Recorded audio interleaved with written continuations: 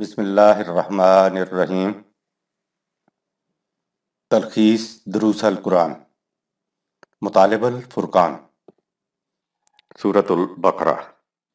تفسیر القرآن بالقرآن از علامہ غلام احمد پرویز صاحب۔ اخذ و تلخیص محمد اکبر دکشت بھارتواج۔ نظر ثانی doctor Inam ul Haq, M Phil P H D Islamic studies. بسم اللہ الرحمن الرحیم۔ عقل کی فریب کاریوں کا علاج نظام اصلاحات میں ہے۔ فحشاء کے معنی بخل کے ہوتے ہیں۔ بخل وہ جذبہ ہے جو انسان سے کہتا ہے کہ اپنی ذات کے لیے رکھ، تیری مت ماری ہے کہ تو دوسروں کو دے رہا ہے۔ نظام اصلاحات یا نظام خداوندی ہر فرد اور اس کے بال بچوں کی ضروریات زندگی ساری عمر مہیا کرنے کی ضمانت دیتا ہے۔ جب اسے عمر بھر کے لیے رزق کی ضمانت ہو تو پھر وہ کس لیے بخل کرے گا؟ وہ تو پھر فحشاء سے رک جائے گا۔ بخل کرنے کی کیا ضرورت باقی رہ جائے گی؟ دوسرا لفظ ہے المنکر۔ اس کے معنی ہے عقل فریبکار کی ہیلا کاریاں یا ہیلا جوئیاں۔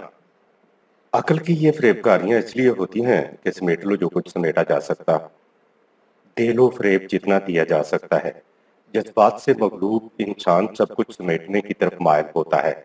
اگر صورتحال یہ ہو کہ حلال اور طیب کمائی میں سے بھی صرف ضرورت بھر رکھ کر سارا دوسروں کی ضروریات پوری کرنے کے لیے دے دینا ہے تو پھر عقل فریبکار کی ہیلا جوئیاں تو سب بیکار ہو جائیں گی۔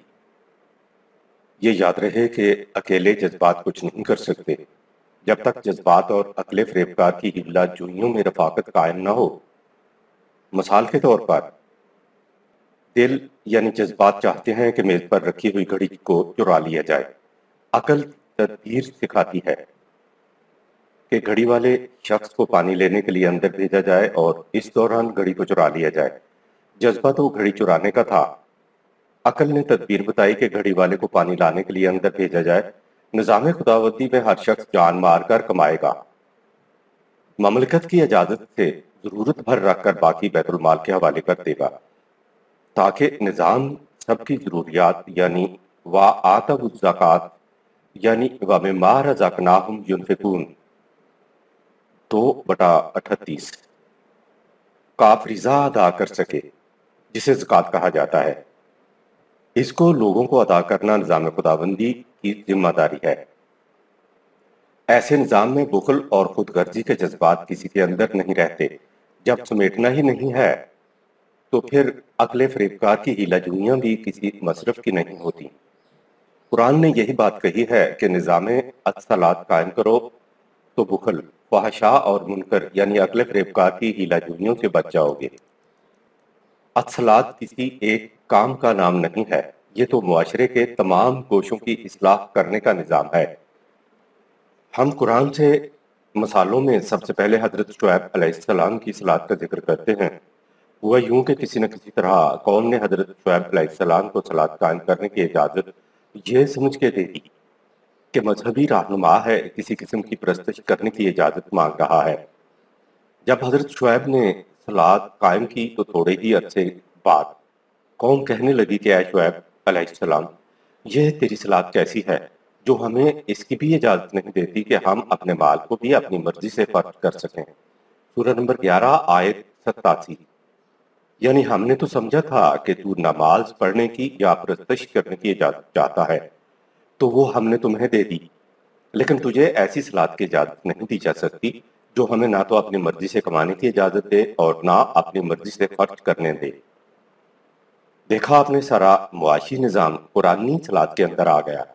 نظام خداوندی یا نظام صلاۃ میں قوانین خداوندی کے حدود میں رہ کر کمایا جاتا ہے اور خرچ بھی قوانین خداوندی کے مطابق کیا جاتا ہے۔ قرآن نے دوسرے مقام پر مصلی، آج کی زبان میں نمازی کے متعلق کہا تدعو من ادبر وتولی وجمع فاوعی۔ سورہ 70 آیات 17-18۔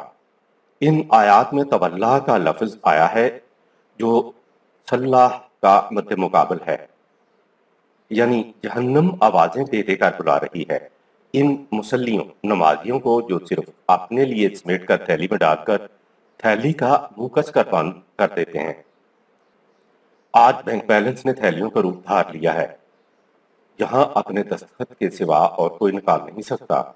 جہنم انہیں آوازیں دے دے کر کیوں بلا رہی ہے؟ کہا اِنَّ الْإِنسَانَ خُلِقَ ہلوعا، سورہ 70 آیت نمبر 19۔ یہ ایسے لوگ تھے جو اپنے جذبات کے پیچھے پیچھے چلتے تھے، یعنی وہ اپنے جذبات کے پیچھے چل کر صلات کو ضائع کیے ہوئے تھے۔ عربی میں ہلوعن کے معنی ہیں جھوٹی پیاس یا جھوٹی بھوک جو نہ بجھے اور نہ مٹے۔ ہمارے ہاں اسے کتا بھوک کہتے ہیں۔ قرآن نے یہ کہا ہے کہ اگر انسان وحی خداوندی کی روشنی میں نہ چلے اور صرف اپنے جذبات کے تحت زندگی بسر کرے تو اس کی کیفیت حلوعن ہو جاتی ہے۔ نظام الصلاۃ یا نظام خداوندی کے افراد کو فحشاء اور المنکر سے کس طرح روکتی ہے؟ جو نظام قوانین خداوندی پر مبنی نہیں ہوگا اس کے قوانین ضرور بے ضرور جذبات اور خواہشات پر مبنی ہوں گے، اور اسی کو تو نظام سرمایہ داری کہتے ہیں۔ ایسے نظام کے اندر افراد کی کیفیت حلوعن سورہ 70 آیت 19 جیسی ہو جاتی ہے۔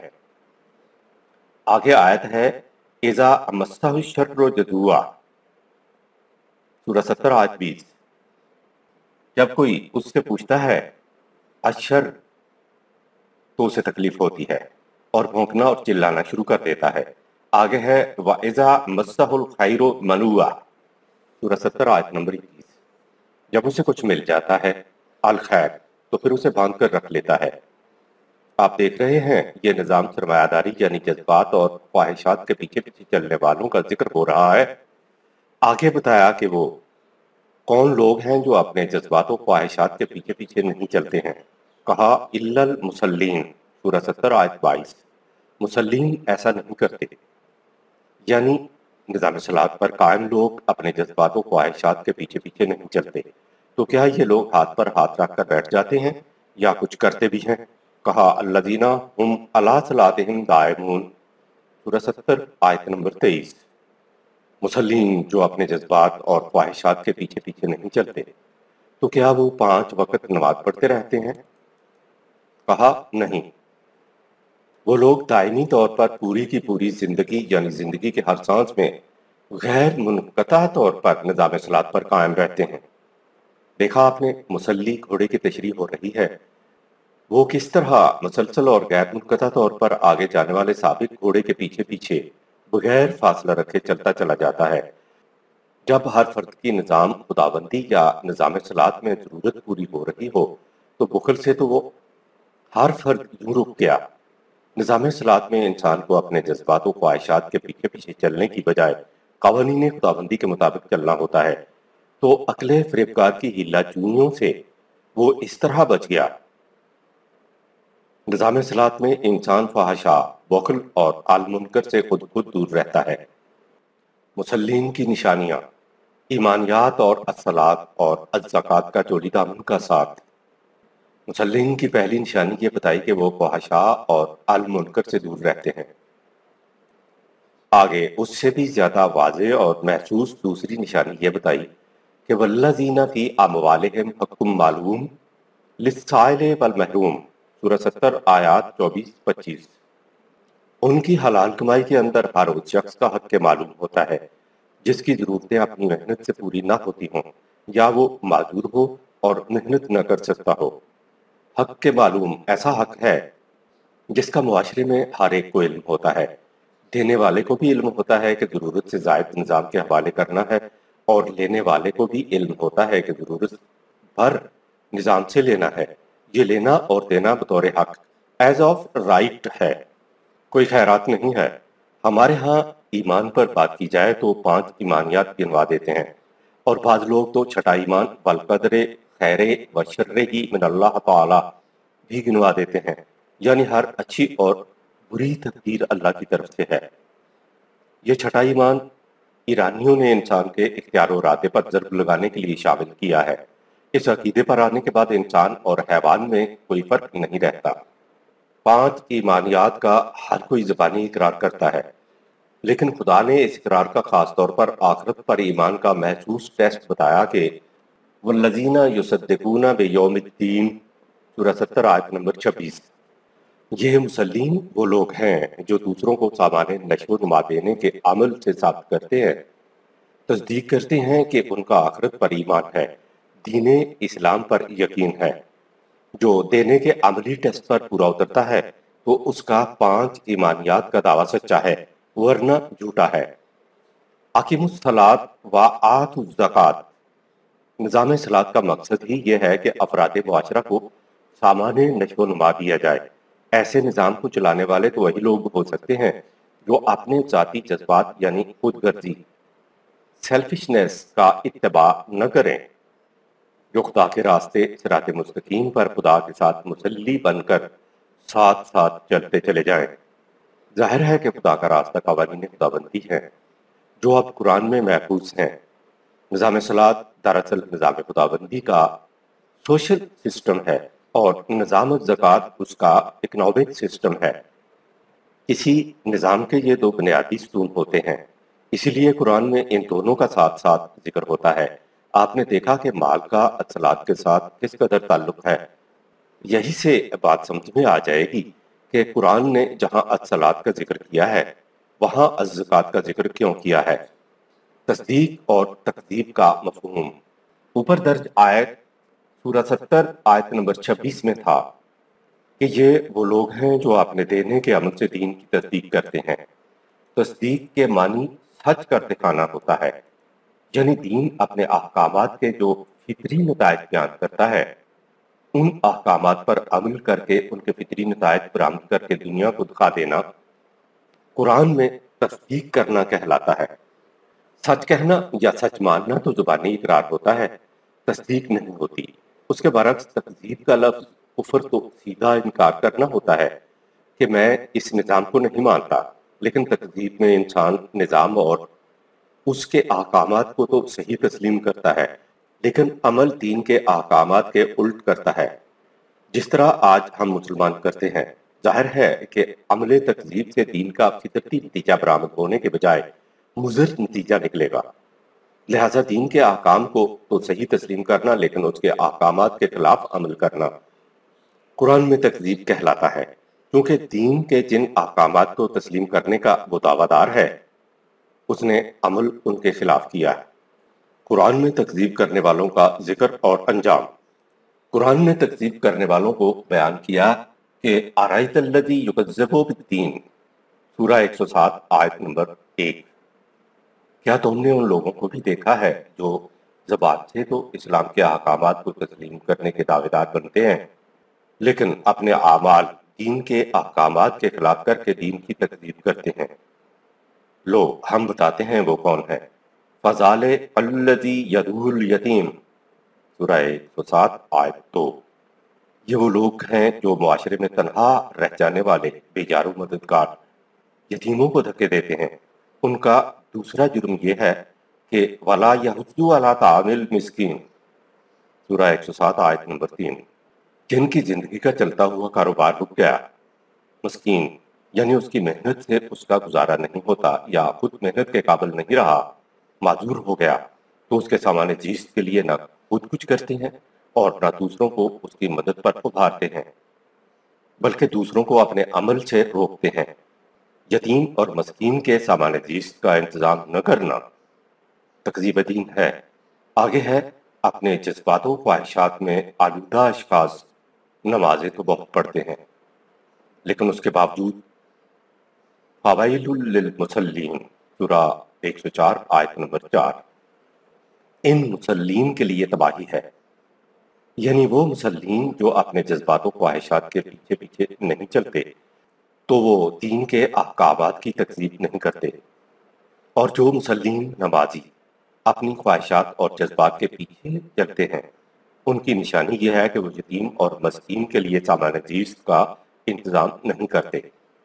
ان کا ذکر کرتے ہوئے قرآن نے کہا کہ ان کے لیے تباہی ہے کیونکہ انہیں ان کی خواہشات و جذبات میں آ گھیرا ہے جو انہیں دینے کے عمل سے روکتے ہیں۔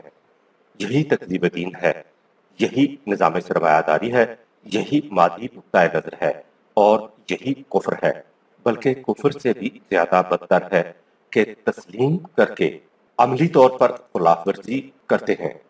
اور مزید ملاحظہ فرمائیں الذین ہم عن صلاتہم ساہون، سورہ نمبر 107 آیت 5۔ یہ وہ لوگ ہیں جنہوں نے صلاۃ نماز کی محسوس حرکات ہی کو صلاۃ سمجھ لیا ہے، لیکن صلاۃ کے مقصد کو بھولے ہوئے ہیں۔ ساہون، تیر چلانے کے لیے 4 چیزیں ضروری ہیں۔ ایک تو خمدار کمان، دوسری چمڑے کی تانک یعنی تندی، تیسری چیز ہے تانک کے درمیان کا چلہ یعنی قاب، اور چوتھی چیز ہے تیر۔ اگر یہ چاروں چیزیں یکجا ہوں تو تیر چلتا ہے، لیکن اگر یہ چاروں تو موجود ہوں لیکن یکجا نہ ہوں تو تیر نہیں چل سکتا، یعنی ان چاروں چیزوں کا جو مقصد ہے وہ حاصل نہیں کیا جا سکتا۔ ایسا عمل جو اپنے مقصد سے خالی ہو اسے ساہون کہتے ہیں۔ ایسے نمازیوں کے لیے بھی تباہی ہے۔ نظام خداوندی صلاۃ ہے یعنی سوشل آرڈر ہے، اور اس کا ایک چھوٹا سا حصہ محسوس نماز بھی صلاۃ ہے۔ سوشل آرڈر میں یعنی نظام خداوندی میں یہ محسوس نماز صلاۃ بھی نتائج برآمد کرتی ہے، لیکن اگر نظام خداوندی یعنی نظام صلاۃ غائب ہو اور صرف حرکات و سکنات والی نماز ہو تو اس کا کوئی نتیجہ برآمد نہیں ہوگا، کیونکہ نمازی چاہتے ہوئے بھی فحشاء اور منکر سے نہ بچ سکیں گے۔ یہ تو نظام صلاۃ یعنی نظام خداوندی ہی ہے جو فحشاء اور المنکر سے بچا سکتا ہے، جس کی بنیاد قل العفو، سورہ 2 آیت نمبر 219 یعنی ضرورت سے زائد سب کا سب نظام کو دے دینے پر ہے۔ گھڑی کے چھوٹے بڑے پرزے ایک نظم کے ساتھ اپنی اپنی جگہ پر فٹ ہوتے ہیں تو گھڑی صحیح وقت بتاتی ہے۔ گھڑی کے ہر چھوٹے سے چھوٹے پرزے کی بھی بڑی اہمیت ہوتی ہے۔ اگر گھڑی کا کوئی چھوٹا سا پیچ ڈھیلا رہ جائے تو یا تو گھڑی رک جائے گی یا وقت صحیح نہیں بتائے گی۔ لہٰذا نظام کے اندر ہر چھوٹی سے چھوٹی چیز کی بھی بڑی اہمیت ہوتی ہے، لیکن اگر گھڑی کے پرزوں کو گھڑی کے نظام سے نکال کر میز کے اوپر الگ الگ رکھ دیا جائے تو ان سے کوئی نتیجہ برآمد نہ ہوگا، کیونکہ وہ پرزے اب نظام کا حصہ نہ رہے۔ دین کے شاعر نے رسول اللہ صلی اللہ علیہ وسلم اور خلفائے راشدین کے زمانے میں نظام کے اندر اپنے اپنے نتائج دیے تھے۔ اب نظام نہیں بھی ہے تو بھی کہا جاتا ہے کہ دین کے شاعر کو دہرانے سے بھی انسان جنت میں جا سکتا ہے۔ یاد رکھیں، اسلامی نظام مکی دور میں تشکیل نہیں ہو سکا تھا تو خدا نے احکامات بھی نہیں دیے تھے، کیونکہ نظام کے بغیر انفرادی طور پر احکامات پر عمل درآمد بھی نہیں ہو سکتا تھا اور احکامات کے نتائج بھی برآمد نہیں ہو سکتے تھے۔ مدنی دور میں اسلامی نظام کی تشکیل کے ساتھ ہی احکامات نازل ہونا شروع ہو گئے۔ اگر مکی دور میں چور کے ہاتھ کاٹ دینے کا حکم آ جاتا، صحابہ اکرام چور کو رنگے ہاتھوں پکڑ بھی لیتے، گواہ موجود بھی ہوتے، مال مسروقہ بھی برآمد کر لیا جاتا اور رسول اللہ صلی اللہ علیہ وسلم سے مطالبہ ہوتا کہ اس کے ہاتھ کاٹنے کا حکم صادر فرمائیں، تو کیا ایسا ممکن تھا؟ رسول اللہ صلی اللہ علیہ وسلم تو یہی کہتے کہ ایسے احکامات تب نافذ ہوں گے جب تمکن فی الارض حاصل ہو جائے گا۔ تمکن فی الارض حاصل ہو جانے سے پہلے خدا نے اپنے رسول اور صحابہ اکرام کو احکامات نازل نہ کر کے آزمائش سے بچا لیا، لیکن آج علماء اکرام بضد ہیں کہ مدنی مسلمان بنو، مکی دور میں تمکن حاصل ہوئے بغیر تو 13 سال تک خود صحابہ کرام بھی مدنی مسلمان نہ بن سکے تھے، اور نہ خدا نے مکہ میں مسلمانوں کو مدنی مسلمان بنانا چاہا۔ اگر کسی کی عقل فریب کار مغلوب نہیں ہوتی تو وہ الصلاۃ کی نہیں نماز کی پابندی کر رہا ہے۔ الذین ہم یراؤن، سورہ 107 آیت نمبر 6۔ یہ وہ لوگ ہیں جو صلاۃ نماز کی حقیقت کو نہیں جانتے اور صرف محسوس حرکات و سکنات کو بجا لاتے ہیں۔ نماز نظام صلاۃ کا ایک چھوٹا سا حصہ ہے۔ اصل صلاۃ کو قوانین خداوندی پر مبنی ایک نظام کی تشکیل ہے اور اس کے احکامات بجا لانا ہے۔ ایسے نظام کے احکامات کی اطاعت کرنا عبادت خداوندی کہلاتا ہے۔ صلاۃ ادا کرنے والوں کا محسوس ٹیسٹ یہ بتایا کہ نمبر 1 وہ فحشاء اور المنکر سے دور رہتے ہیں، نمبر 2 اپنی خواہشات اور جذبات کے پیچھے پیچھے نہیں چلتے بلکہ قوانین خداوندی کے پیچھے پیچھے چلتے ہیں، نمبر 3 اپنی حلال کی کمائی کو ضرورت مندوں کے لیے کھلا رکھتے ہیں۔ ان تینوں باتوں کا محسوس ٹیسٹ مزید یہ بتایا کہ عقل فریب کار کی ہیلا جوئیاں قوانین خداوندی کے سامنے مغلوب ہو جاتی ہیں اگر کسی کی عقل فریبکار کی ہیلا جوئیاں مغلوب نہیں ہو رہی ہیں اور وہ صلاۃ کی پابندی کا دعوے دار ہے تو ایسا شخص دین کی محض ایک چھوٹی سی شق نماز کی پابندی کر رہا ہے، جس کا نتیجہ نظام کے نہ ہونے کی وجہ سے 1000 سال سے کچھ نہیں نکل رہا ہے۔ لہٰذا ایسے نمازیوں کے لیے تباہی ہے۔ وَيَمْنَعُونَ الْمَاعُونَ سورہ 107 آیت نمبر 7۔ وہ رزق جسے بہتے چشمے کی طرح رہنا چاہیے تھا، یہ اس کو بند لگا کر صرف اپنے لیے روک لیتا ہے۔ جو نمازی صرف اپنے لیے سمیٹتا ہے وہ دراصل اپنی خواہشات اور جذبات سے مغلوب ہوتا ہے، اس لیے وہ دین کی تکذیب کر رہا ہوتا ہے۔ لہٰذا ایسے نمازیوں کے لیے تباہی ہے۔ اس آیت میں قرآن نے صلاۃ کا بدیہی مقصد بتا دیا کہ اپنی حلال کی کمائی کو بہتے چشمے کی مانند رکھو، جو ہر ایک کے دروازے سے آوازیں لگا کر کہتا چلا جائے کہ آؤ ضرورت مندو، اپنی اپنی ضرورت کے مطابق اپنے برتن بھر لو۔ اوپر نمبر 1 وَأَقِمِ الصَّلَاةَ کا نتیجہ ان الصلاۃ تنہا عن الفحشاء والمنکر کی وضاحت اوپر آ چکی ہے۔ الصلاۃ کے مثبت پہلو ذکر کا مذہبی مفہوم۔ وَلَا ذِكْرُ اللَّهِ أَكْبَرُ سورہ 29 آیت نمبر 45 کا مذہبی ترجمہ ہے، اور اللہ کا ذکر صلاۃ سے بھی بہت بڑا یعنی افضل ہے۔ الصلاۃ کی دو منفی پہلو تو یہ ہے کہ یہ فحشاء، بخل و خود غرضی اور عقل فریبکار کی ہیلا جوئیوں سے روک دے گی، جسے ہم صلاۃ کہتے ہیں۔ اگر اس سے یہ نتیجہ برآمد ہوتا ہے تو یہ قرآنی صلاۃ ہے، اور اگر یہ نتیجہ برآمد نہیں ہوتا تو وہ قرآنی صلاۃ نہیں ہے، وہ مذہب کی صلاۃ یعنی نماز ہے جو اپنا نتیجہ برآمد نہیں کر رہی ہے۔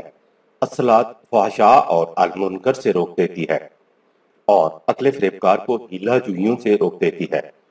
تو یہ تو خدا نے صلاۃ کے دو منفی پہلو نیگیٹو اسپیکٹ بتائے ہیں۔ اس سے مثبت پازیٹیو تو کچھ حاصل نہیں ہوا۔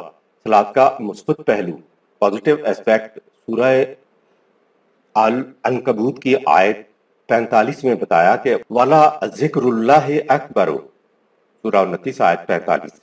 ذکر کا مذہبی مفہوم تو یہ ہے کہ صبح کی نماز کے بعد عموماً اور عشاء کی نماز کے بعد خصوصاً اللہ اور حق کی ضربیں قلب پر لگائی جاتی ہیں۔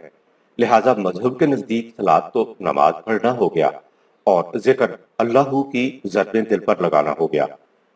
امت یہ دونوں کام کر رہی ہے، لیکن فحشاء اور المنکر سے یہ دور نہیں ہو رہی ہے، اور نہ ہی عقل فریبکار کی ہیلا جوئیوں سے رک رہی ہے۔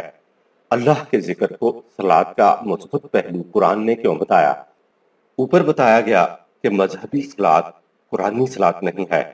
اب بتایا جائے گا کہ مذہبی ذکر قرآنی ذکر نہیں ہے۔ الصلاۃ کے مثبت پہلو ذکر کا قرآنی مفہوم۔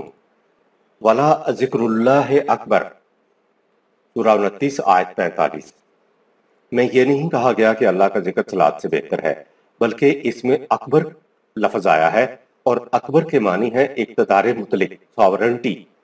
اسی لفظ سے کبریائی بھی ہے، اور اس کے معنی بھی اقتدار مطلق، ساورنٹی کے ہوتے ہیں۔ اقتدار مطلق کے معنی ہے وہ جس کے اوپر کوئی حاکم، کوئی حکمران، کسی کا اقتدار، اختیار، قانون اور حکومت نہ ہو۔ جب اللہ کا ذکر ہوگا تو پھر کبریائی، اقتدار، حکمرانی صرف خدا کے قوانین کو حاصل ہوگی۔ دیکھا آپ نے، ذکر اللہ کا مقصد اللہ کی کبریائی، اقتدار مطلق اور حکمرانی کرنا ہے۔ الصلاۃ کا نتیجہ فحشاء اور منکر سے روکنا تو منفی پہلو رکھتا ہے، کچھ حاصل نہیں ہوتا، اس لیے الصلاۃ مقصود بالذات بھی نہیں ہے۔ الصلاۃ تو مقصد حاصل کرنے کا ایک ذریعہ ہے۔ صلاۃ کے بعد مقصود بالذات بتایا کہ وَلَا ذِكْرُ اللَّهِ أَكْبَرُ سورہ 29 آیت 45 ہے۔ گویا اللہ کے ذکر کی کیفیت اکبر، ساورن ہے۔ یہ اکبر تو اعلیٰ درجہ، سپرلیٹو ڈگری ہے، جس کے اوپر کوئی اور نہ ہو۔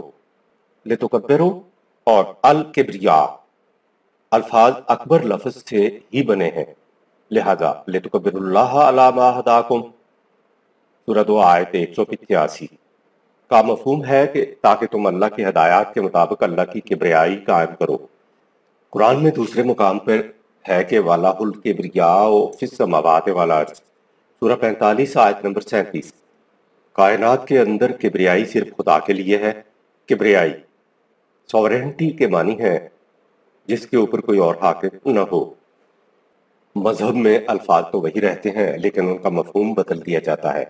مثلا اوپر سورہ 2 آیت 185 کا مفہوم یہ ہے کہ رمضان کا مہینہ وہ ہے جس میں قرآن کو لوگوں کے لیے ہدایت بنا کر اس کے نزول کا آغاز کیا گیا۔ روزوں کی ٹریننگ کا مقصد یہ ہے کہ تم اس قابل بن جاؤ کہ خدا کی بتائی ہوئی رہنمائی کے مطابق اللہ کی کبریائی سوورنٹی قائم کرو تاکہ تمہاری کوششوں کا بھرپور اور اچھا نتیجہ برآمد ہو۔ اسی آیت کا مذہبی ترجمہ یہ ہے کہ رمضان کا مہینہ ہے جس میں قرآن اتارا گیا، اور اللہ نے جو تمہیں ہدایت بخشی ہے اس پر اس کی بڑائی کرو تاکہ تم اس کے شکر گزار بنو۔ سورہ 2 آیت 185۔ وَلَتُكَبِّرُوا اللَّهَ عَلَىٰ مَا هَدَاكُمْ سورہ 2 آیت 185 کا ترجمہ مذہب نے کیا کہ اور اللہ نے جو تمہیں ہدایت بخشی ہے اس پر اس کی بڑائی کرو، جبکہ اسی ٹکڑے کا قرآنی مفہوم یہ ہے کہ خدا کی بتائی ہوئی رہنمائی کے مطابق اللہ کی کبریائی ساورنٹی قائم کرو، یعنی نظام خداوندی کی تشکیل کر کے اقتدار مطلق کا مالک خدا کے قوانین کو بناؤ۔ لے تکبر اللہ سورہ 45 آیت نمبر 37 کا مطلب بڑائی بیان کرنا نہیں ہے، بڑائی تو بتوں کی یا اپنے اپنے قبیلے کی جاتی ہے۔ لے تکبر اللہ کا مفہوم بڑائی بیان کرنا نہیں ہے بلکہ خدا کی کبریائی ساورنٹی قائم کرنا ہے۔ اللہ ما ہداکم سورہ 2 آیت 185 ان قوانین کے مطابق جو خدا نے تمہیں دیے ہیں۔ اسی طرح وَلَهُ الْكِبْرِيَاءُ فِي السَّمَاوَاتِ وَالْأَرْضِ سورہ 45 آیت نمبر 37 میں الکبریا کا لفظ ہے جس کے معنی اقتدار یعنی ساورنٹی ہے، لیکن مذہب نے اس کا ترجمہ کر دیا کہ اور اسی کے لیے ہے بڑائی آسمانوں اور زمین میں۔ مذہب میں بڑائی ایک مبہم لفظ ہے۔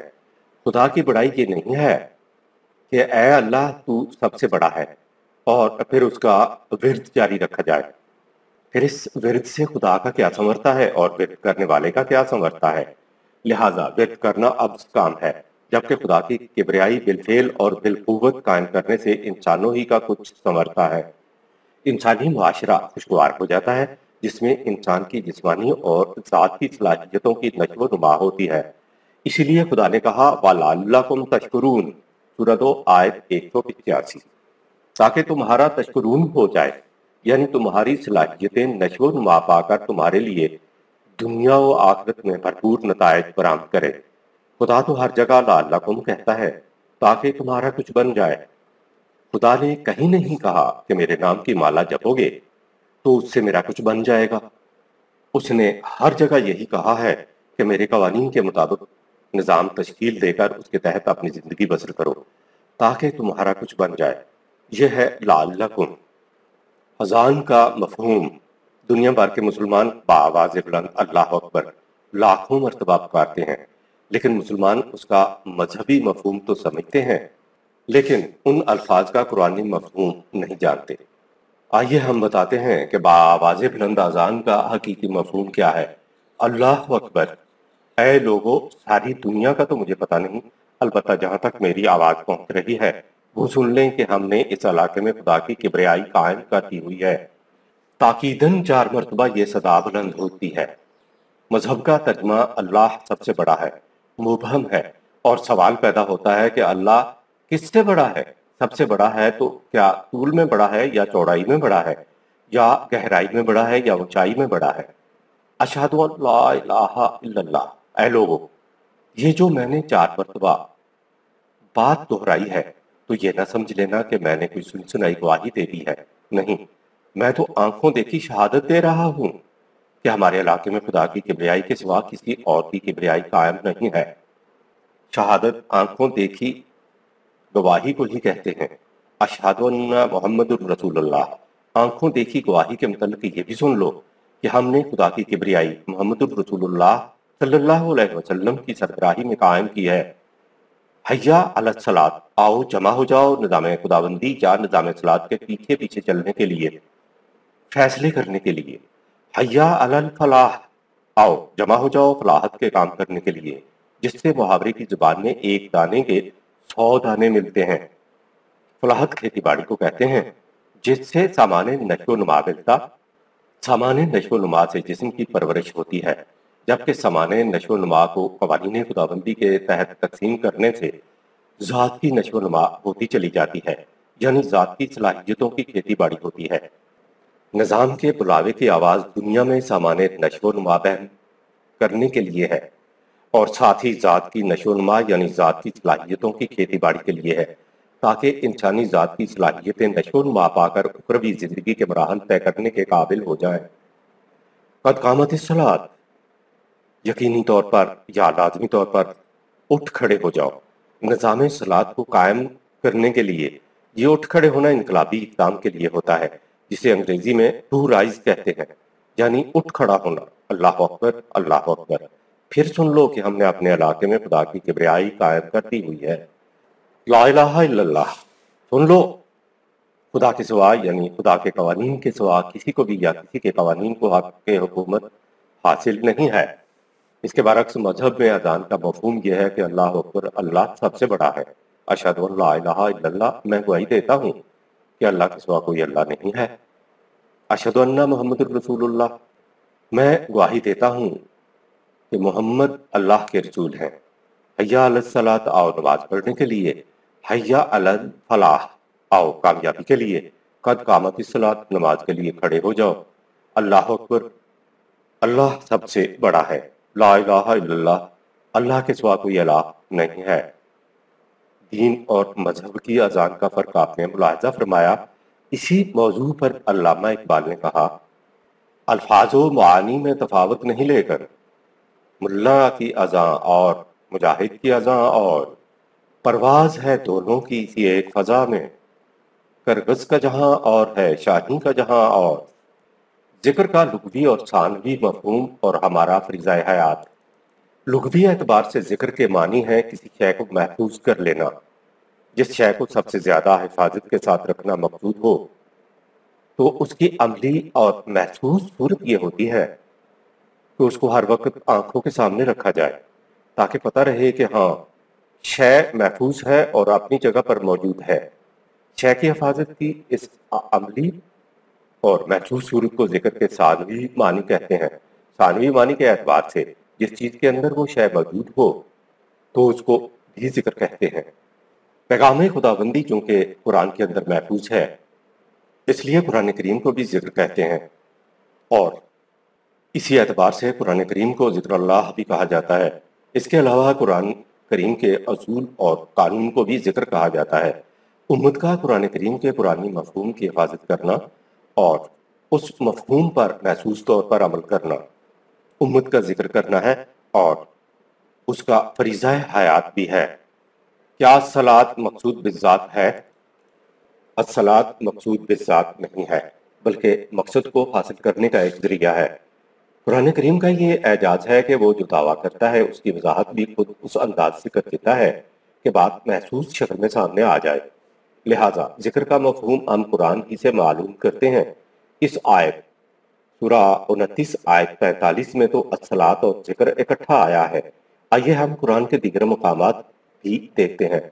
حضرت موسیٰ علیہ السلام کی داستان ہے۔ کہا وَأَنَا اخْتَرْتُكَ فَاسْتَمِعْ لِمَا يُوحَىٰ، سورہ 20 آیت نمبر 13۔ ہم نے تمہیں اپنے مشن کے لیے چن لیا ہے، لہذا دل کے کانوں سے ہماری بات سنو۔ پہلی بات کہی اننی انا اللہ لا الہ الا انا فاعبدنی، سورہ 20 آیت نمبر 14۔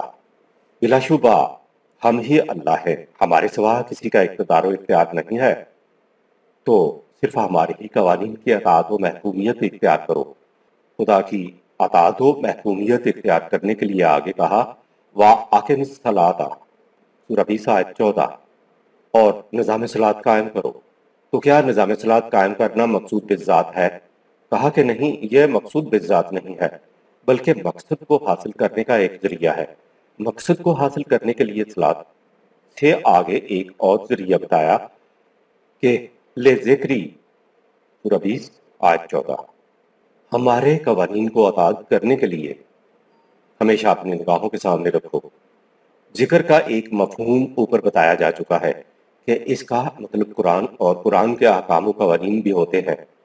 جنہیں اطاعت کے لیے ہمیشہ سامنے رکھنا ہوتا ہے۔ لہٰذا الصلاۃ کی طرح لے ذکری بھی مقصود بالذات نہیں ہے۔ اب سوال پیدا ہوتا ہے کہ صلاۃ اور لے ذکری اگر مقصود بالذات نہیں ہے تو پھر صلاۃ اور لے ذکری کس مقصد کو حاصل کرنے کا ذریعہ ہے؟ ہم مقصود بالذات کو معلوم کرتے ہیں۔ مصر کی سرزمین میں فرعون نے ادھم مچا رکھا تھا۔ اس نے سرکشی اختیار کر رکھی تھی۔ اس کی محکوم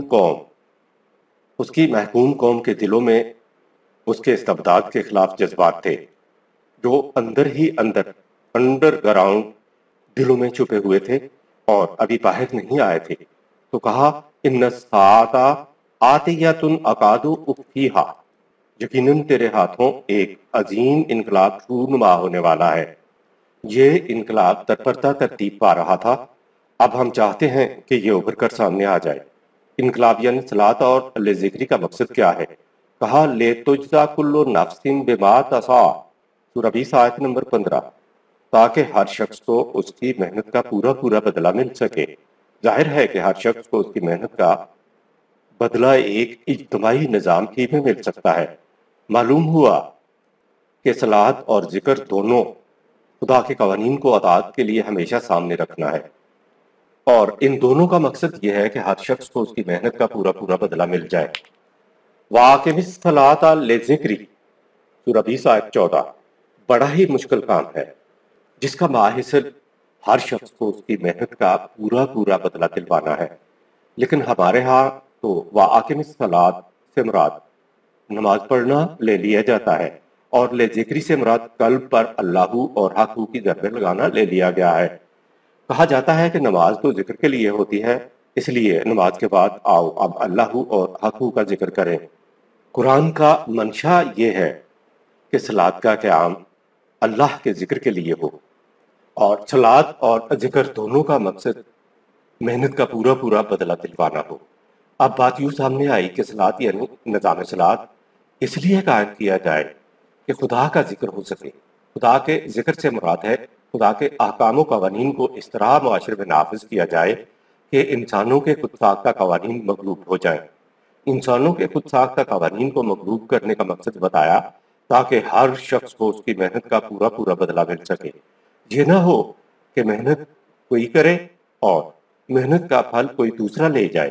ایک اور مقام پہ قرآن نے کہا کہ کائنات کا مقصد یہ ہے کہ کسی کا چھوٹے سے چھوٹا عمل بھی بے نتیجہ نہ رہ جائے۔ انسان جب نظام صلاۃ قائم کر کے قرآنی ذکر کرتا ہے، یعنی قوانین خداوندی کے مطابق زندگی بسر کرتا ہے، تو اس کا یہ عمل کائناتی عمل سے ہم آہنگ ہو جاتا ہے، اور انسانوں میں نظام خداوندی ہر شخص کو اس کی محنت کا پورا پورا بدلہ دیتا ہے۔ اس سے اگلی آیت میں حضرت موسیٰ علیہ السلام سے کہا فَلَا يَصُدَّنَّكَ عَنْهَا مَن لَّا يُؤْمِنُ بِهَا وَاتَّبَعَ هَوَاهُ فَتَرْدَىٰ، سورہ 20 آیت نمبر 16۔ ایسے انقلاب یا ایسے نظام کو جو ہر شخص کو اس کی محنت کا پورا پورا بدلہ دے، وہ لوگ روکنے کے لیے کھڑے ہو جائیں گے جو نظام صلاۃ پر ایمان نہیں رکھتے اور جو اپنے ہی مفادات کے پیچھے لگے ہوئے ہیں۔ اگر تم نے ان سے مفاہمت کر لی تو تم بھی تباہ ہو جاؤ گے۔ نظام صلاۃ پر چلنے والے تو وہ لوگ ہیں جو اپنی خواہشات و جذبات کے پیچھے پیچھے نہیں چلتے، لیکن صلاۃ کی الٹ ہے وَاتَّبَعَ هَوَاهُ، سورہ 20 آیت 16، یعنی وہ جو اپنی خواہشات اور جذبات کے پیچھے پیچھے چلتے ہیں۔ الصلاۃ و ذکر کا مقصود ہے کہ اللہ کی کبریائی قائم ہو اور ہر شخص کو اس کی محنت کا پورا پورا بدل مل جائے۔ والے ذکر اللہ اکبر، سورہ 29 آیت 45 کا مطلب یہ نہیں ہے کہ اللہ کا ذکر الصلاۃ سے بہتر ہے، بلکہ مفہوم یہ ہے کہ اللہ کے ذکر کو اکبر ساگرن کرنا ہے۔ ذکر کا مفہوم اوپر آ چکا ہے کہ ذکر قرآن کو اور قرآن میں محفوظ احکام و قوانین کو کہتے ہیں، لہٰذا اللہ کے ذکر کو اکبر کرنے سے مراد ہے کہ قوانین خداوندی کو اکبر ساورن کرنا۔ نظام خداوندی کو اکبر یعنی ساورن نظام صلاۃ قائم کر کے کیا جا سکتا ہے، لیکن نظام صلاۃ بھی مقصود بالذات نہیں ہے۔ مقصود ہے تاکہ اللہ کے ذکر کی کبریائی قائم کی جائے، اور اللہ کے ذکر کی کبریائی قائم کرنے سے مقصود یہ ہے تاکہ ہر شخص کو اس کی محنت کا پورا پورا بدل مل جائے۔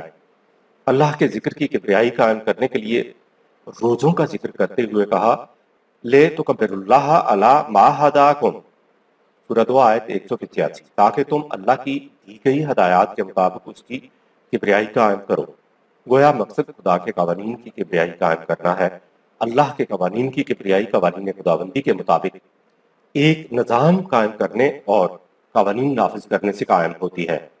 اس نظام کو نظام صلاحت کہتے ہیں، اور یہ نظام خواہشات و جذبات کے پیچھے پیچھے چلنے کے الٹ ہوتا ہے۔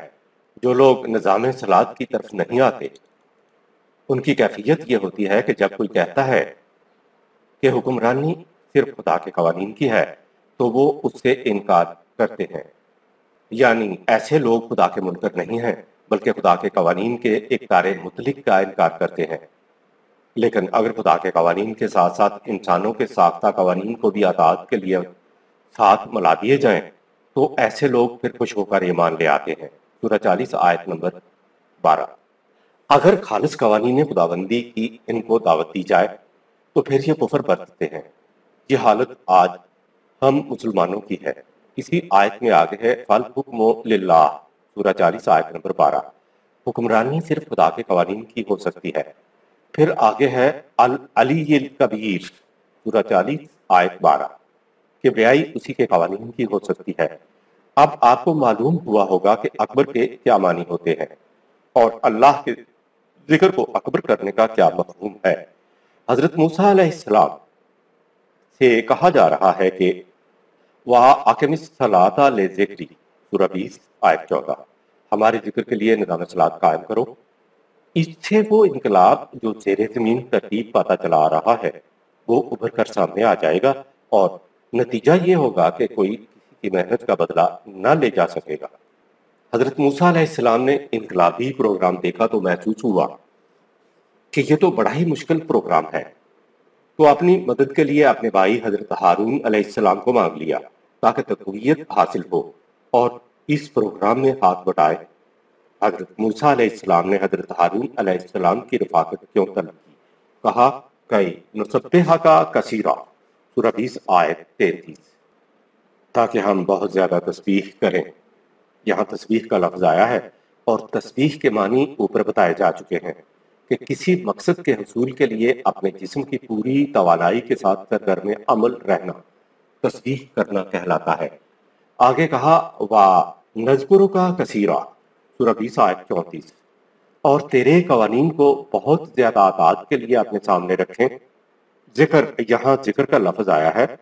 ذکر کے معنی اوپر بتائے جا چکے ہیں کہ خدا کی کتاب اور اس میں محفوظ اصول و قوانین کو ذکر کہتے ہیں۔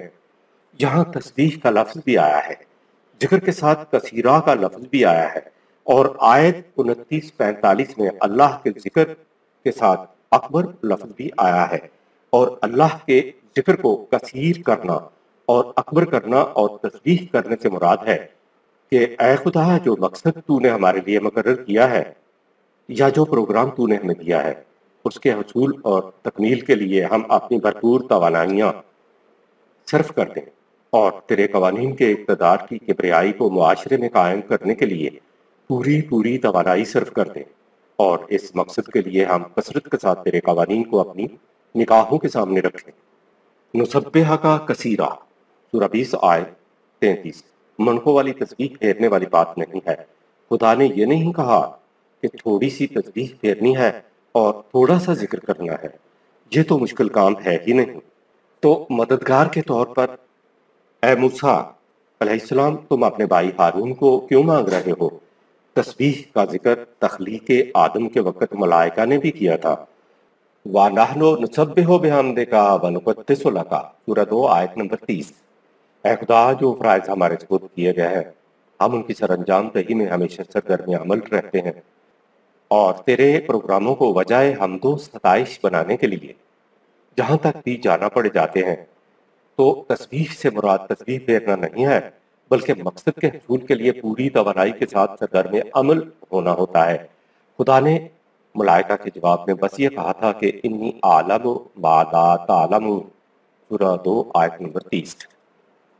ہم وہ جانتے ہیں جو تم نہیں جانتے، یعنی اے مجبور فرشتوں، تم اپنی تسبیح کو جانتے ہو، لیکن صاحب اختیار و ارادہ انسان کی تسبیح سے تم ناواقف ہو۔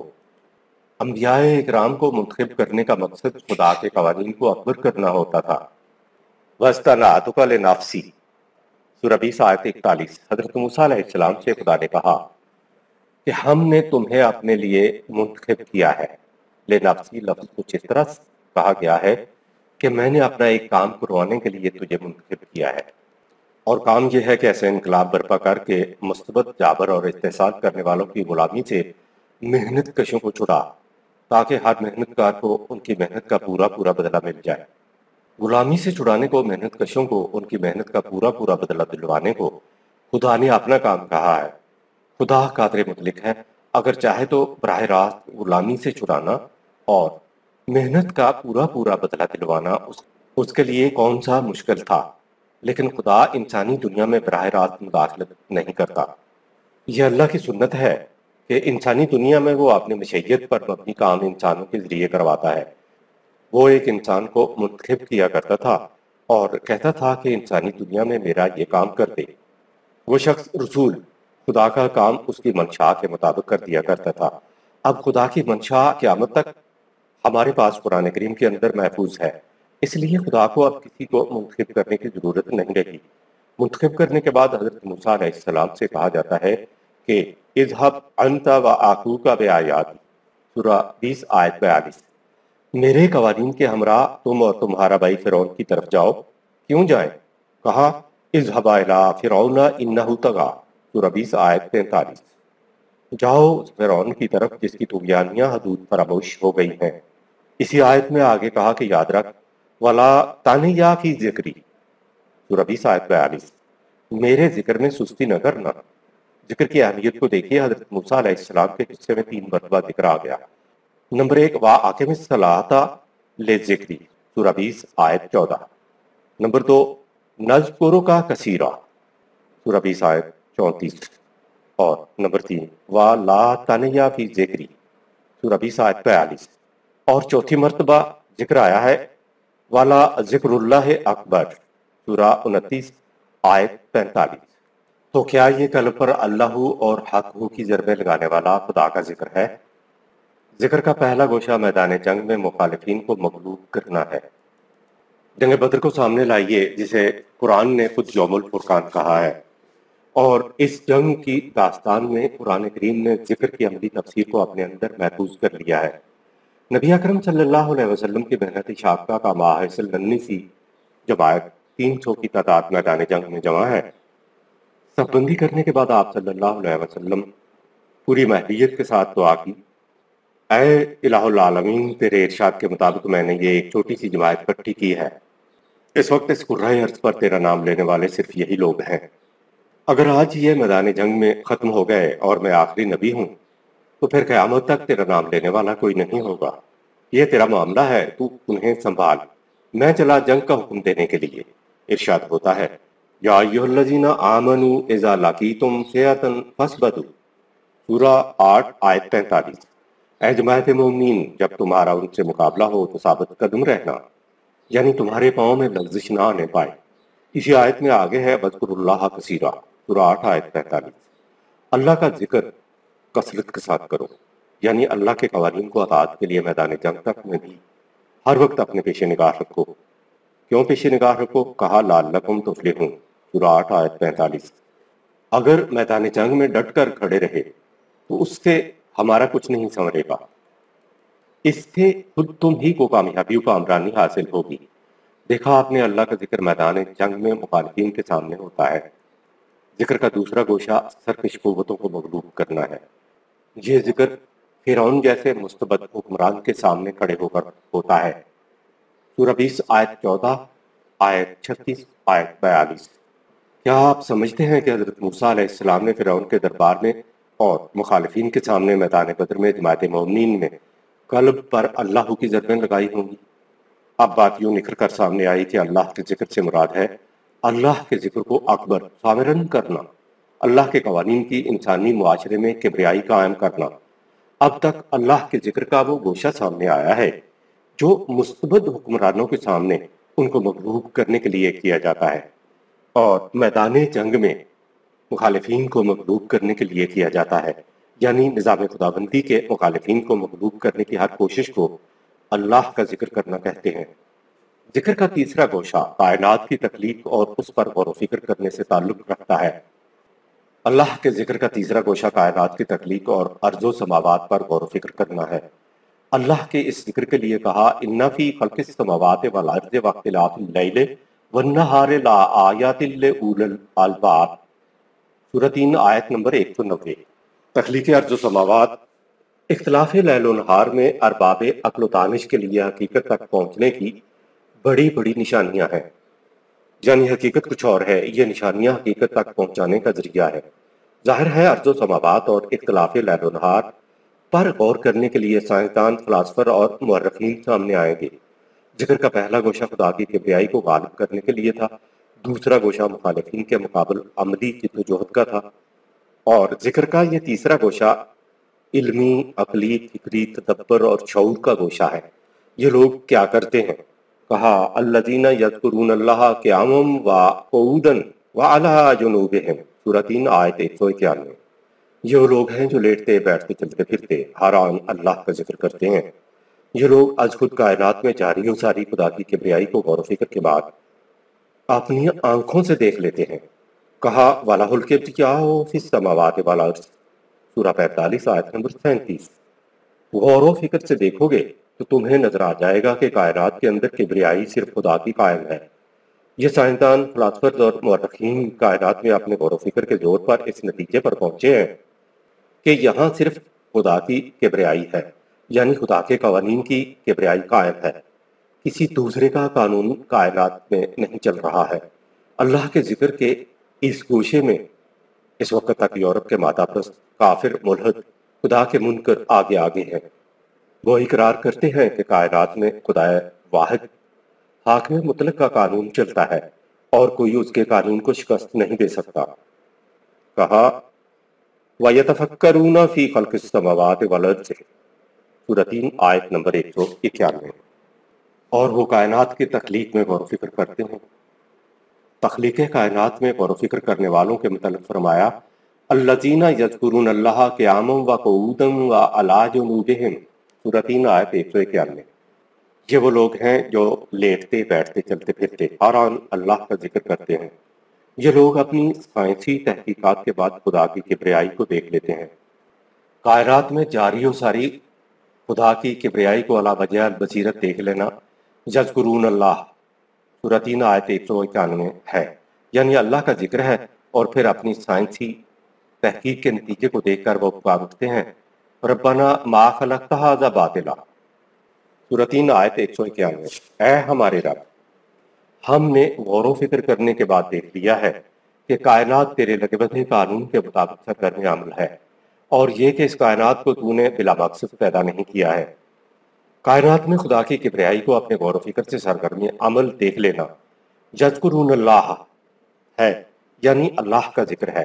سبحانہ کا، اے اللہ، تو اس سے پاک ہے کہ تو کائنات کو بلا مقصد بنائے۔ فقنا عذاب النار، سورہ 3 آیت 191۔ بس ہمیں کائنات کو اور اپنی زندگی کو بے مقصد سمجھ کر زندگی بسر کرنے سے بچا، جس کا نتیجہ تباہی و بربادی ہے۔ ربنا انک من تدخل النار فقد اخزیتہ، سورہ 3 آیت 192۔ اے ہمارے رب، جس نے کائنات اور اپنی زندگی کو بے مقصد سمجھ کر اپنی زندگی گزار دی تو اس سے ایسی تباہی آتی ہے جو دنیا کے اندر ذلیل و رسوا کر کے رکھ دیتی ہے۔ اللہ کے ذکر کا پہلا گوشہ تو میدان جنگ میں مخالفین کو مغلوب کرنا ہے، لیکن میدان حرب صرف میدان جنگ ہی تو نہیں ہوتا۔ میدان حرب تو عقل و فکر و بصیرت کا میدان بھی ہے، جس میں غور و فکر کرنا ہے، تحقیق کرنی ہے۔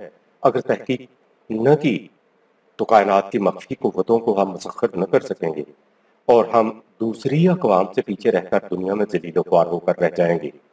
اس لیے جماعت مومنین نے کہا اے ہمارے نشو و نما دینے والے، تو ہمیں دنیا میں ذلیل و خوار ہونے سے بچا۔ خدا نے قرآن کو ذکر للعالمین کہا ہے، یعنی کسی قوم، برادری، ملک یا زمانے کے لیے مخصوص نہیں ہے، بلکہ للعالمین ہے، ابدی طور پر نوع انسانی کے لیے ضابطۂ قوانین ہے۔ اسی قرآن کی روح سے ظالم قوتوں کے خلاف انقلاب برپا ہوگا، اور اسی کی روح سے کائنات کے پوشیدہ حقائق پر ریسرچ کر کے تحقیق کے حاصل کو قرآن کے قوانین کے مطابق انسانیت میں تقسیم کیا جائے گا۔ قرآن کریم میں دراصل انسان ہی کے شرف و مجد کا ذکر ہے۔ بے شمار آیات میں قرآن کریم کو خدا نے خود ذکر کہا ہے، لہٰذا اس میں موجود قوانین ذکر ہیں۔ ایک آیت ملاحظہ فرمائیں، وَهَذَا ذِكْرٌ مُبَارَكٌ أَنزَلْنَاهُ أَفَأَنْتُمْ لَهُ مُنْكِرُونَ سورہ 21 آیت 50۔ یہ ذکر یعنی قرآن برکت ہے جو ہم نے نازل کیا ہے، تو کیا تم اس قسم کی چیز کے منکر ہی بنے رہو گے؟ اس آیت میں لفظ مبارکن آیا ہے، اسی سے لفظ برکت ہے۔ لفظ برکت سے مراد ایسی کھیتی ہے جو اپنے جوش نمو سے سرسبزی سے بھی زیادہ سیاہی مائل ہو جائے، یعنی بہت فراوانی سے جو کھیتیاں اگتی ہیں تو اس کو برکت کہتے ہیں۔ اسی لیے قرآن کریم نے انسانی طبعی زندگی اور ذات کی زندگی کی خوشگواری کو مفلحون یا تفلحون کہا ہے۔ فلاحت دراصل کھیتی باڑی کو کہتے ہیں۔ قرآن کے مبارک ہونے سے یہ مراد ہے کہ اگر اس کے مطابق زندگی بسر کی جائے تو زندگی پر جوش کھیتی کی مانند خوشگوار ہوگی، سرسبز و شاداب ہوگی۔ ایک دوسرے مقام پر قرآن میں ہے لَقَدْ أَنزَلْنَا عَلَيْكُمْ كِتَابًا فِيهِ ذِكْرُكُمْ سورہ 21 آیت نمبر 10۔ ہم نے تمہاری طرف ایک کتاب قرآن نازل کیا جس میں در حقیقت تمہارے ہی شرف و مجد کا ذکر ہے۔ یعنی قرآن کو خدا نے اپنا کوئی کام سنوارنے کے لیے نازل نہیں کیا، بلکہ کہا ہے کہ اس پر عمل کرنے سے تمہارے ہی شرف و مجد میں اضافہ ہوگا۔ کسی چیز کی شدت کے ساتھ حفاظت کرنے کو عرب ذکر کبیر کہتے تھے۔ عربوں کے ہاں شرف انسانیت اور عزت انسانیت سب سے زیادہ قیمتی چیز تھی، اس لیے وہ اس کے لیے بھی ذکر کا لفظ استعمال کرتے تھے۔ ہمارے ہاں مؤنث کی الٹ مذکر ہے، لیکن عرب صاحبان شرف انسان کے لیے مذکر کا لفظ بولتے تھے، ہر انسان کے لیے وہ مذکر کا لفظ نہیں بولتے تھے۔ افلا تعقلون سورہ 21 آیت نمبر 10۔ اگر عقل و فکر سے کام لوگے تو بات سمجھ میں آ جائے گی کہ قرآن میں تمہارے ہی شرف و مجد کا ذکر ہے، یعنی اس کے مطابق زندگی بسر کرو گے تو صاحب شرف و عزت ہو جاؤ گے۔ قرآن سے منہ موڑ کر زندگی بسر کرنے سے انسان شرف و مجد سے محروم ہو جاتا ہے۔ بل آتیناہم بذکرہم فہم عن ذکرہم معرضون سورہ 32 آیت 71۔ ہم نے انہیں ایسا ضابطۂ قوانین دیا جس میں ان کی اپنی عزت اور شرف کا راز پوشیدہ ہے، لیکن یہ اپنے شرف و عزت سے منہ موڑ کر بھاگے چلے جا رہے ہیں۔ مورزون ہی سے ہمارے ہاں آراز لفظ ہے۔ آراز کے معنی ہوتے ہیں زبان سے تو کہنا کہ جی ٹھیک ہے، لیکن کبھی ادھر نکل جانا اور کبھی ادھر نکل جانا۔ وَمَنْ أَعْرَضَ عَنْ ذِكْرِي سورہ 20 آیت 124۔ جو ہمارے ذکر سے منہ موڑ کر ادھر ادھر نکل جاتا ہے تو اس کا نتیجہ بتایا وَإِنَّ لَهُ مَعِيشَةً ضَنْكَ سورہ 20 آیت 124۔ تو اس کی روٹی تنگ ہو جاتی ہے، یعنی وہ روٹی کے لیے دوسروں کا محتاج ہو جاتا ہے۔ روٹی کی محتاجی سے انسان غلام بن جاتا ہے اور وہ یوں شرف و مجد سے محروم ہو جاتا ہے۔ اب ہمارے ہاں فریب نفس میں مبتلا اور دوسروں کو فریب میں مبتلا کرنے والے ہیں، جنہوں نے من گھڑت روایات کی روح سے کہا کہ اللہ کے مقربین کی نشانی تو یہ ہے کہ وہ اس دنیا میں بڑے غریب، مفلس اور محتاج ہوتے ہیں۔ یہ لوگ کہتے ہیں کہ دنیا تو ایک لاش ہے اور اس کے چاہنے والے کتے ہیں، لیکن روایات میں یہ بھی ہے کہ محتاجی، غریبی اور مفلسی وہ چیز ہے جو انسان کو کفر کے قریب لے جایا کرتی ہے، لیکن اس حدیث کو کوئی سامنے نہیں لاتا۔ فریبکار کہتے ہیں کہ اس دنیا کے دن کسی نہ کسی طرح کاٹ لو، اخروی زندگی میں جنت تمہارے ہی لیے ہے۔ قرآن تو کہتا ہے کہ جو ہمارے ذکر سے منہ موڑ کر ادھر ادھر نکل جاتا ہے تو اس کی روٹی تنگ ہو جاتی ہے، سورہ 20 آیت 124۔ ایسے لوگوں کا قرآن نے اخروی نتیجہ بتایا وَنَحْشُرُهُ يَوْمَ الْقِيَامَةِ أَعْمَىٰ سورہ 20 آیت 124۔ جس کی روزی یہاں تنگ ہو جاتی ہے تو وہ قیامت میں بھی اندھا ہی اٹھے گا، یعنی یہاں کا دلیل وہاں معزز نہیں ہو سکتا۔ زندگی تو بہتی ندی ہے، یہ ہو نہیں سکتا کہ پل کے اس طرف تو ندی خشک ہو اور پل کے پار تو ندی ٹھاٹھے مار رہی ہو۔ ظاہر ہے کہ پل کے پار بھی ندی خشک ہی ہوگی۔ فریبکار کہتے ہیں کہ آخرت میں زندگی کی ندی میں بہت پانی ہوگا۔ جب آخرت میں انہیں اندھا اٹھایا جائے گا تو یہ کہیں گے قَالَ رَبِّ لِمَا حَشَرْتَنِی أَعْمَىٰ وقد كنت بصیرا، سورہ 20 آیت 125۔ اے اللہ، تو نے یہاں آخرت میں مجھے کیوں اندھا پیدا کر دیا؟ میں تو اچھا بھلا دیکھنے والا تھا۔ جواب دیا جائے گا، قَالَ كَذَلِكَ آتَتْكَ آیَاتُنَا فَنَسِيتَهَا، سورہ 20 آیت 126۔ ہم نے تمہیں زندگی بسر کرنے کے لیے اپنے قوانین دیے اور تم نے انہیں فراموش کر دیا۔ یعنی یہ ہے وہ جو کہا گیا کہ تم وہاں دنیا میں ہمارے قوانین سے اندھوں جیسا سلوک کرتے تھے۔ آگے ہے وَكَذَلِكَ الْيَوْمَ تُنْسَى، سورہ 20 آیت 126۔ تم نے ہمیں یعنی ہمارے قوانین کو وہاں دنیا میں بھلا دیا تو ہم نے یعنی ہمارے قوانین نے آج تمہیں یہاں اخروی زندگی میں بھلا دیا ہے۔